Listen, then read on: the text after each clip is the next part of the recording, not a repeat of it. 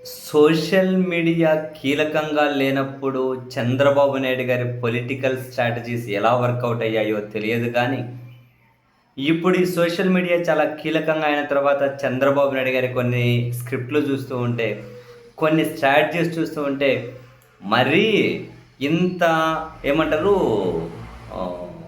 లో స్క్రిప్ట్స్ యాక్చువల్‌గా పొలిటికల్‌గా అసలు ఎవరినో సాటిస్ఫై చేయడం కోసం అని చెప్పి చంద్రబాబు నాయుడు ఇంత ఎక్స్పీరియన్స్డ్ పాలిటీషియన్ తాను ఎంచుకుంటున్నటువంటి పొలిటికల్ స్క్రిప్ట్లు కనుక చూస్తే జనం కూడా నవ్వుకునే పరిస్థితి.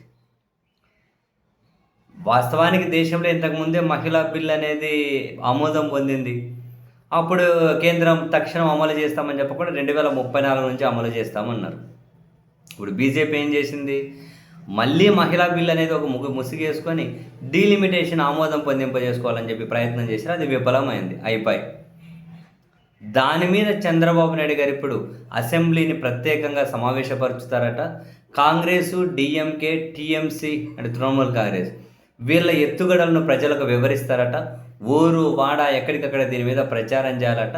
అసెంబ్లీని కూడా ప్రత్యేకంగా సమావేశపరుచుతారట. ఏమైనా అర్థం ఉందా? ఆంధ్రప్రదేశ్లో డిఎంకే ఉందా? ఆంధ్రప్రదేశ్లో టీఎంసీ ఉందా? ఆంధ్రప్రదేశ్లో కాంగ్రెస్ ఉందా? ఉన్న ఒక కాంగ్రెస్ పార్టీ అధ్యక్షురాలు కూడా తెలుగుదేశం పార్టీ కంపౌండ్లోనే ఉన్నారు.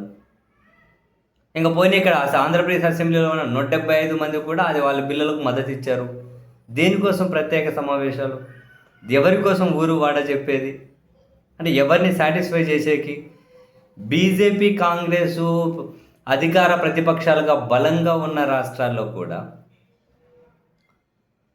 లేదు, బీజేపీ, సమాజ్వాదీ పార్టీ అధికార ప్రతిపక్షాలుగా చాలా ఏమంటారు ఫుల్ బలంగా ఉన్న చోట కూడా బీజేపీ కూడా ప్రత్యేక అసెంబ్లీ సమావేశాలు ఏర్పాటు చేయడం లేదు.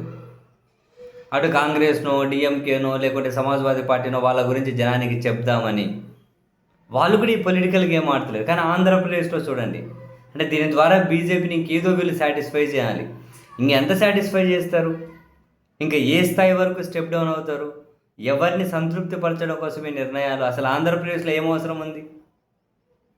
ఇప్పుడు మన తమిళనాడుకి వెళ్ళారు డిఎంకే, వాళ్ళకు ఓటేయకండి అని చెప్పి ప్రచారం చేసి వచ్చారు. ఎస్, చంద్రబాబు సార్కి ఆ రైట్ ఉంది.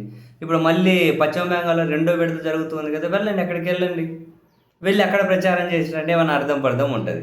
ఆంధ్రప్రదేశ్లో తృణమూల్ కాంగ్రెస్ గురించి, ఆంధ్రప్రదేశ్లో డిఎంకే గురించి, ఆంధ్రప్రదేశ్లో కాంగ్రెస్ గురించి ఎవరికి చెప్పాలని అసెంబ్లీ ప్రత్యేక సమావేశాలు? ఎవరిని సాటిస్ఫై చేయాలని? బీజేపీని సాటిస్ఫై చేయాలని? వాళ్ళ అధికారంలో ఉన్న రాష్ట్రాల్లో కూడా ఈ పని చేయట్లేదు. మరి చంద్రబాబు సార్కి ఏమవసరం ఉంది? చూడండి ఏమవసరం, ఏం నిర్ణయాలు చూడండి ఇవి.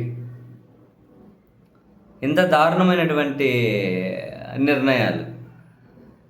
సో బీజేపీని సంతృప్తిపరచడం కోసం ఇంత వెల్ ఎక్స్పీరియన్స్డ్ సీనియర్ పాలిటీషియన్ కూడా ఈ స్థాయి వరకు స్టెప్ డౌన్ అయ్యి నిర్ణయాలు తీసుకోవడం నిజంగానే అబ్బురపరుస్తూ ఉంది.